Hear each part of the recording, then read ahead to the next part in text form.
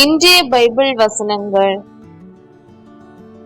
என்னை நோக்கி ஆண்டவரே ஆண்டவரே என சொல்பவரெல்லாம் விண்ணரசுக்குள் செல்வதில்லை, மாறாக விண்ணுலகில் உள்ள என் தந்தையின் திருவுள்ளத்தின்படி செயல்படுபவரே செல்வர். மத்தேயு அதிகாரம் 7 வசனம் 21. அவர் மீது நம்பிக்கை கொள்வோர் தண்டனை தீர்ப்புக்கு ஆளாவதில்லை, ஆனால் நம்பிக்கை கொள்ளாதோர் ஏற்கனவே தீர்ப்பு பெற்றுவிட்டனர்.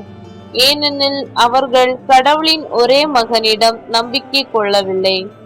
யோவான் அதிகாரம் 3 வசனம் 18.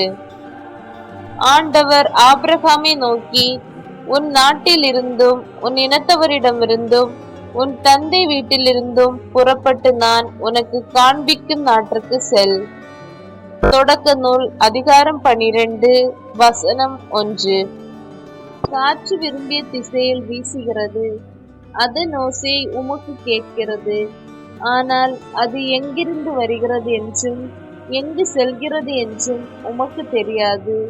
தூய ஆவியால் பிறந்த அனைவருக்கும் இது பொருந்தும் என்றார்.